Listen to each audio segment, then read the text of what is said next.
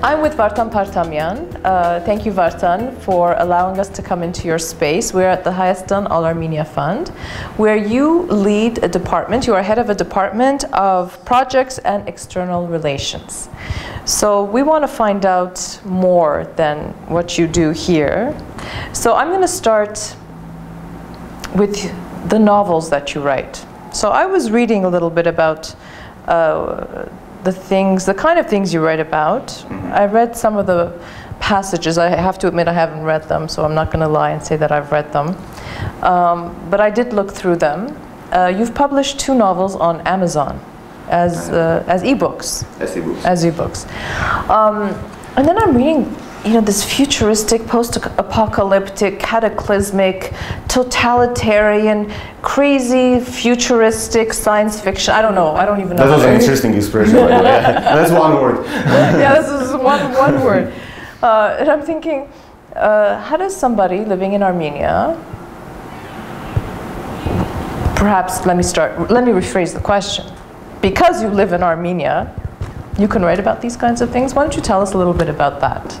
Well, I think we have to start with this overall storytelling. You know, it's like either you're a storyteller or you're not. Either you love doing that or you don't. Either you have that stories in your head or you don't. So I've always been a storyteller, and the gender specification came with the years. But it all started like on a similarly uncomfortable chair in kindergarten when I would like.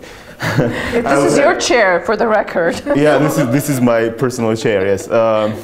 So I would sit in the kindergarten on this chair, and the kids would gather around me, and there would be an hour when I would tell stories that were like these mutant mixtures of all the tales I was read and the movies I've seen, and added to that something from my imagination, and it lasted for 1 hour, and everyone was listening.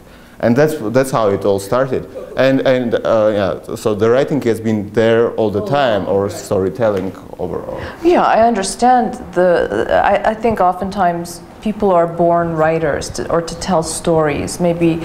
But the kinds of stories, I mean, so from a very young age, you were in this futuristic world or alter world. Yeah. So it wasn't so much that it was conditioned by the experiences of your life living pre-independence, post-Soviet Union, that whole sort of... Part of it is. It cannot not be. Right. But also, we're a very, you know, peculiar generation, because growing up in Armenia, we have...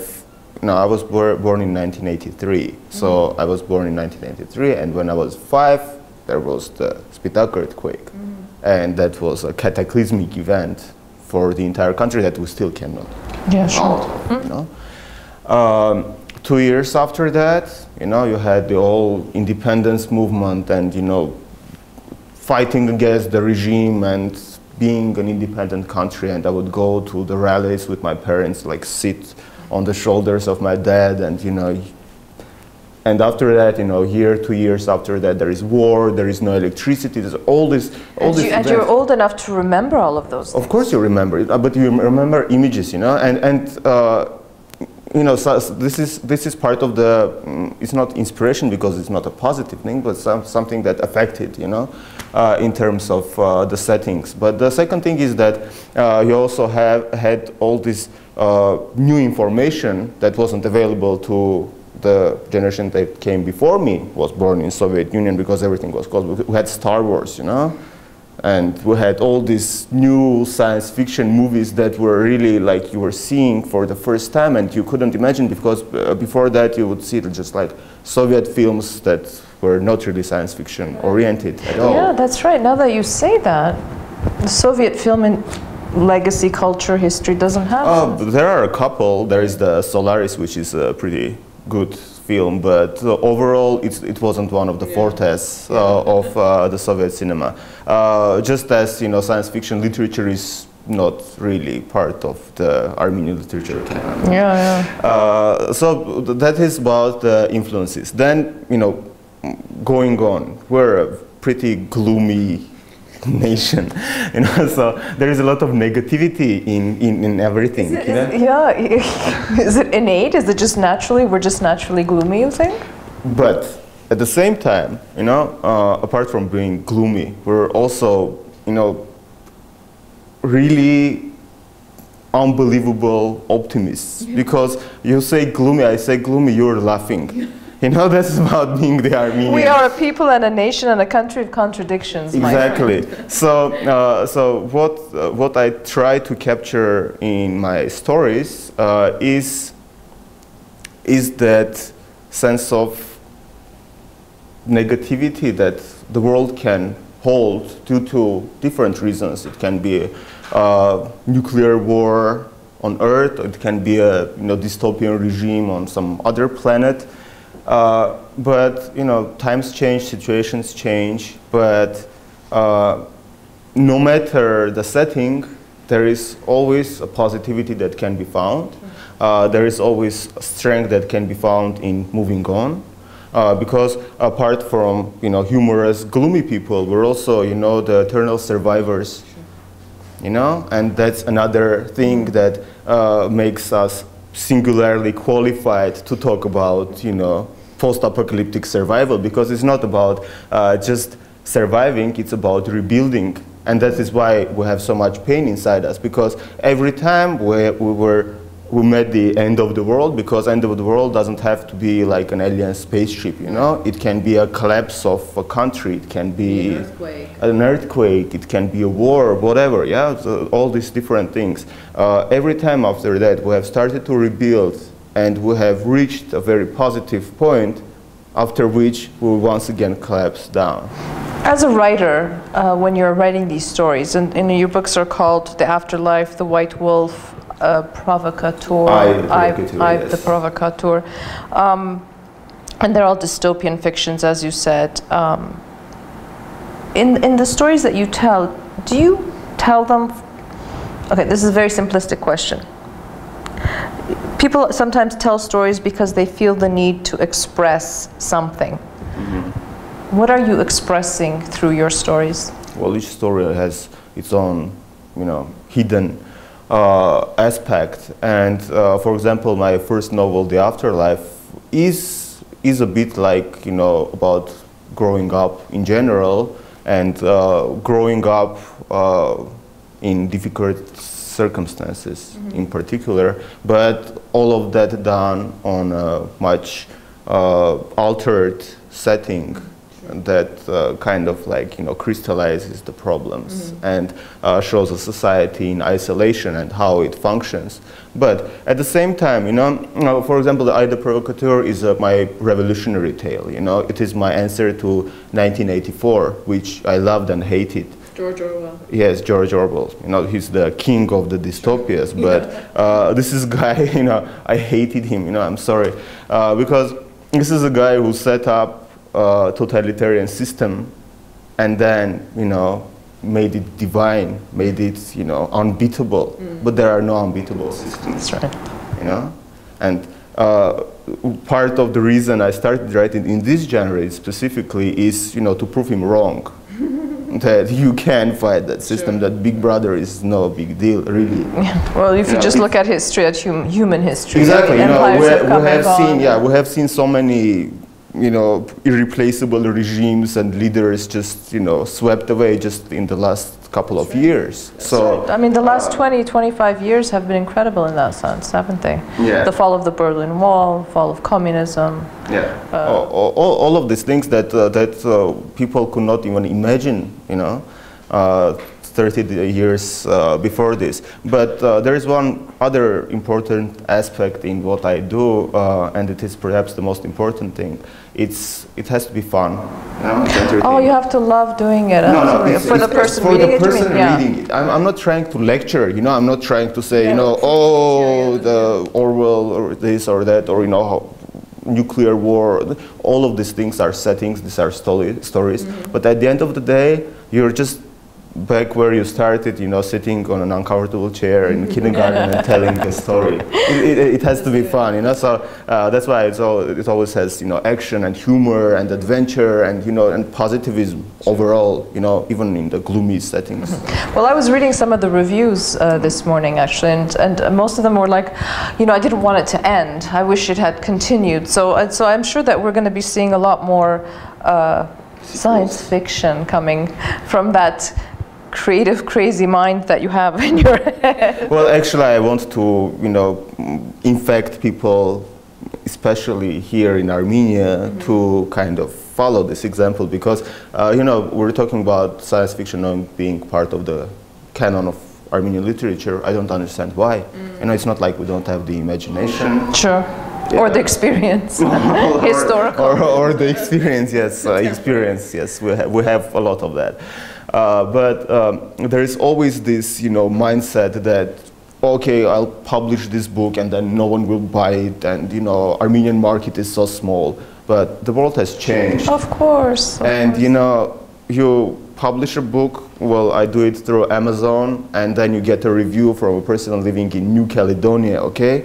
So it's that kind of world now. There are stories that have a global resonance, that have a story that affects everybody, regardless of nationality, background, social standing. It doesn't matter. They're just stories about human experiences. It's also something that, you know, you never know when you will, where and when you will find your reader. So, you know, as advice to anyone who wants to write, I would say just do it first. Second, just publish it. And then start self-promoting. That's the hard part. Of course. I want to talk about the other side of Vardan, and that's the work that you do with the Haistan All Armenia Fund. You've been with the fund now for 7 years. 7 years, yes. That's a long time. And we just had the telethon in LA that raised, I think, 22? Yeah, $22.6 million that will go toward the Vardanis Mardagert. Not only, half of it will go there, half of it will go towards supporting the rest of the projects that we have in Armenia. Right. You write because you love to write. You work here because you love the work?